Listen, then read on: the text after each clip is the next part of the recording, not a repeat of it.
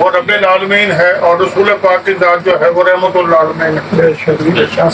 تو میں نہایت ادب سے اور احترام سے عرض کروں گا کہ واحد ذات ہے رسول پاک صلی اللہ علیہ وسلم کی جن پہ کائنات کا ذرہ ذرہ جو ہے وہ درود بھیجتا ہے۔ اللہ تعالیٰ نے کہا میں بھی درود بھیجتا ہوں اور آپ سارے میرے بزرگ ہیں، میں عرض کروں گا کہ درود کس پہ بھیجا جاتا ہے؟ درود اس پہ بھیجا جاتا ہے جس سے کوئی گلہ نہ ہو، کوئی شکوہ نہ ہو۔ میری بھی ماشاءاللہ 63 سال عمر ہو گئی، آپ کی بھی کم و بیش اتنی ہوگی۔ آپ دیکھیں کہ مشکل ترین پریشان، انتہائی پریشانی میں جوان بچہ مر جائے، کاروبار تباہ ہو جائے، اللہ سے شکوہ کرتے ہیں، اللہ میرا پتر مار دیتا ہے، اللہ میرا پرانا نقصان دیتا ہے۔ آج تک کوئی دنیا میں ایسا ذہنی شعور پیدا نہیں ہوا جس کو کسی مشکل سے مشکل وقت میں رسول پاک کی ذات سے شکوہ۔ بے شک سبحان اللہ، بے شک وہ اس کائنات، اور اللہ نے کہا کہ میں یہ کائنات ہی پیدا اس لیے کی کہ میں نے رسول کو پیدا، اگر میں نے ان کو رسول پاک کو نہ پیدا کرنا ہو میں یہ کائنات یہ کائنات کا نظام چل رہا ہے رسول پاک کی رحمت سے۔ بادل آتے ہیں، لوور وال پہ کتنا برسنا ہے، یہ وہ رحمت ہے جو اسے کنٹرول کر رہی ہے۔ زمین گھوم رہی ہے اپنے مرکز کے گرد، لیکن ہم کھڑے ہوئے ہم نہیں گرتے، یہ اس کی رحمت ہے۔ تو رسول پاک کی ذات آج بھی موجود ہے اسی طرح۔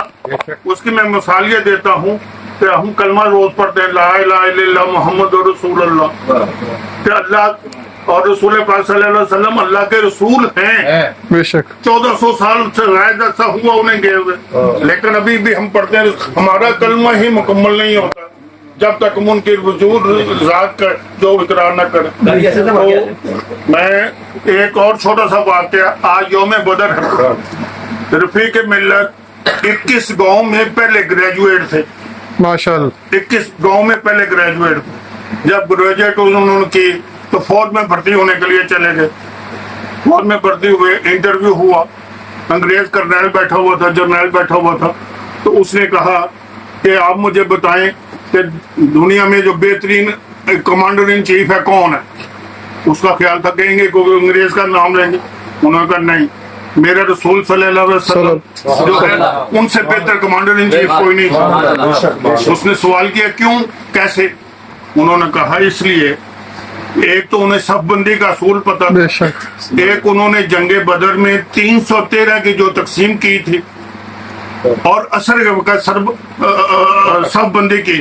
آپ سب میرے بزرگ ہیں، آپ کو تو علم میں ہوگا کہ اثر کے وقت انسان کا سایہ جو ہے وہ اس سے دگنا ہوتا تھا۔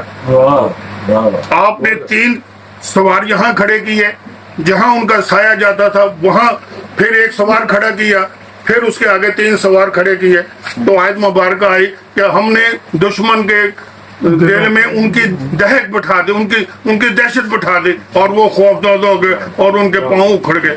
بہرحال وہ انٹرویو میں پاس ہو گئے، لیکن دادی اماں نے کہا نہیں جی میرا بڑا پتر ہے، میں تو نہیں فوج سے بھیجنا، میں تو اس وقت دوسرے جنگ عظیم کے واقع۔ تو اس لیے رسول پاک کے ذات جو ہے، اور ایک بات اور وہ رفیق ملت بڑی خوبصورت کہا کرتے تھے کہ یہ دنیا جو ہے وہ باب سوالات ہے، بکھرے پڑے ہیں، یہ کیسے ہے، یہ کیسے ہے، یہ کیسے ہے۔ انسانی علم کسی چیز کو فائنل نہیں کہہ سکتا، آج ایک چیز کہتا ہے کل اس کا دوسرا نظریہ ہے۔ واحد قرآن پاک کا علم ہے جو کسی کو حتمی رائے دے سکتا۔ سبحان اللہ۔ تو یہ دنیا باب سوالات ہے، باب سوالات ہے، قرآن پاک جو ہے وہ باب جوابات ہے، اور رسول پاک کی ذات قرآن ان ایکشن ہے، قرآن چلتا پھرتا قرآن۔ کیا بات۔ تو اتنی محفل جو اتنی سجی ہے، اللہ سب کو جس نے حصہ لیا ہے اس کو توفیق عطا، مزید اس کے سکون عطا کرے، اللہ اس کے لیے ثانیہ پیدا کرے، اللہ میرے لیے ثانیہ پیدا کرے، اللہ ہم سب کے لیے ثانیہ پیدا کرے۔ میں آپ کا بہت شکر گزار ہوں۔ قاری یاسین صاحب نام کھلائیں گے پہلے۔